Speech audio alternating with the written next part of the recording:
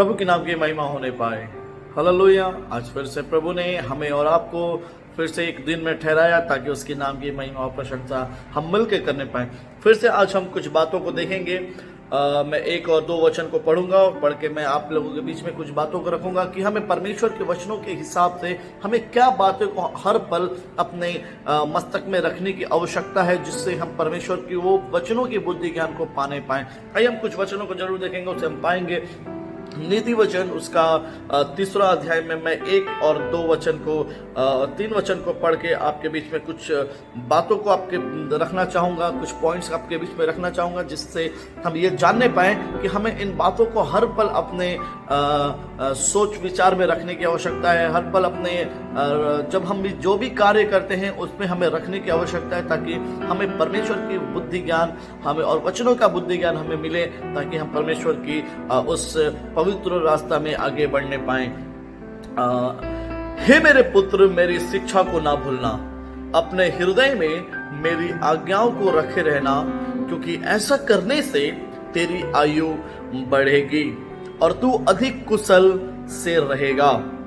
कृपा और सच्चाई तुझसे अलग न होने पाए, वरन उनको अपने गले का हार बनाना और अपने हृदय रूपी पटियों पर लिखना, तो तू परमेश्वर और मनुष्य दोनों का अनुग्रह पाएगा, तो अति बुद्धिमान होगा। हालेलुया।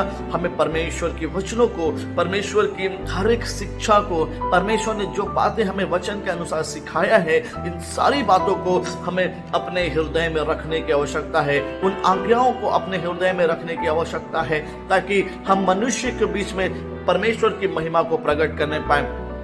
हालेलुया। हम कुशल से इस जीवन को जीने पाए, हमें कोई भी संकट में परमेश्वर का वचन हमें संभाले रहने पाए। हम जरूर कुछ बातों को आपके बीच में रखना चाहेंगे, कुछ पॉइंट्स को, कि जिससे हम ये जानने पाए कि परमेश्वर के बुद्धि हमें किस प्रकार से अपने अंदर बढ़ाने की आवश्यकता है। तो सबसे पहला मेरा जो पॉइंट है वो है, हमें आलोचना से संभलने की आवश्यकता है।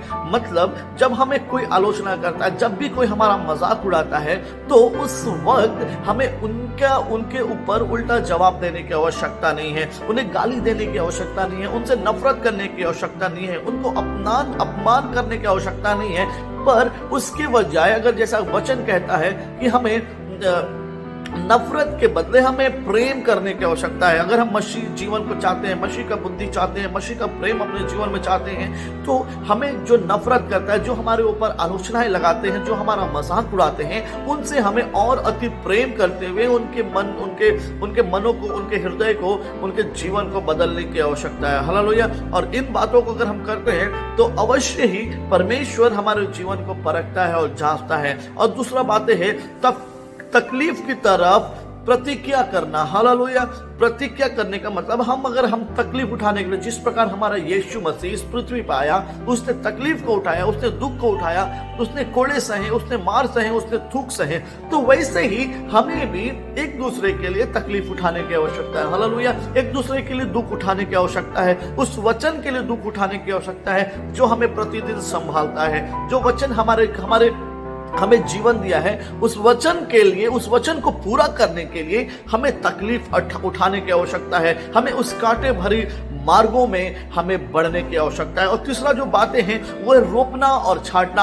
हम प्रतिदिन उस बीज को जरूर लगाते हैं, हम प्रतिदिन वचन को अपने जरूर जीवन में रखते हैं, लेकिन जब उस वचन का समय आता है बढ़ने का, तो हम उसको बढ़ने देते हैं या नहीं देते हैं। और जब हमारे जीवन में वचन बढ़ता है, तो उसके अनुसार हमें अपने जीवन की जो बुराइयां हैं, जो गलत बातें हैं, उसको काटने की आवश्यकता है। और हम जब उन बातों को काटते छांटते हैं, तो अवश्य ही हमारे जीवन में वो वचन बढ़ता है, और वचन बढ़ने से हमारा जीवन शुद्ध और पाक बनता है। हालेलुया। और हमारा अगला पॉइंट है, हम जानने की विरोध कब किए जाए। हालेलुया। हमें जानना है, हमें ये सोच विचार करना है कि हमें कब किसका विरोध करना चाहिए, कब कौन सी चीजों की विरोध करना चाहिए। क्या हमें मसीह लोगों का विरोध करना चाहिए, या हमारे जो दुश्मन है उनका विरोध करना चाहिए, या फिर गलत बातें जो हमारे जीवन में आती है, जो हमारे जीवन को पूरी रीति से बदलने की कोशिश करती है, शैतानिक वातावरण में ले जाने की कोशिश करती है, उन बातों से हमें नफरत करने का, उसका विरोध करने की आवश्यकता आवश्यकता है, या फिर हमें जो सच्चा वचन हमारे जीवन को बदलने आता है, उन बातों से हमें नफरत करने की आवश्यकता है, इन बातों को हमें जानने की आवश्यकता है हमें। और आगे देखेंगे तो यीशु की ओर अपने मन को फिराने की आवश्यकता है। हालेलुया। और यीशु ही वो रास्ता है, यीशु ही वो मार्ग है, यीशु ही वो सत्य है, हालेलुया, जो आपके जीवन को पूरे रीति से बदल सकता है। हालेलुया। तो हम संसार के लोगों के लिए अपने मन को नहीं फिराने की आवश्यकता, हालेलुया। हमें संसार के लिए अपने जीवन को फिराने की आवश्यकता नहीं है, संसार के धन दौलत के लिए नहीं, लेकिन हमें प्रभु यीशु मसीह के ओर अपने जीवन को फिराने की आवश्यकता है, अपने आप को उसके हाथों में समर्पित करने की आवश्यकता है। हालेलुया। क्योंकि यीशु ही हमें जीवन दे सकता है, यीशु ही हमारे जीवन को पूरे रीति से बचा सकता है। जब हम न्याय के सामने खड़े होंगे तो हमारा वहां पे जीवन देने वाला हमारा प्रभु यीशु मसीह होगा। हालेलुया। और यीशु मसीह का ही प्रार्थना को सुन के हमारे जीवन को बचाया जाएगा। हालेलुया।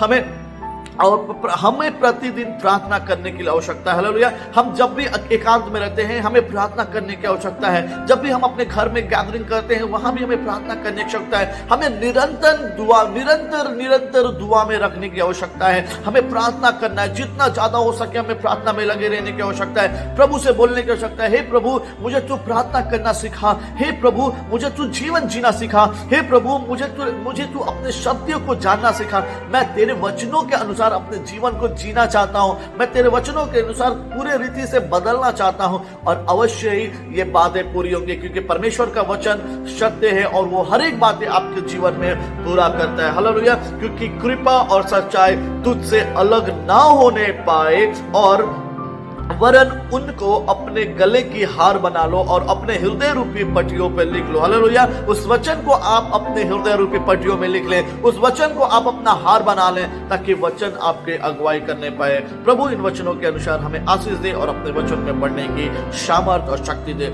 सभी को गॉड ब्लेस यू। प्रभु हम सबको आशीष दे। आमीन।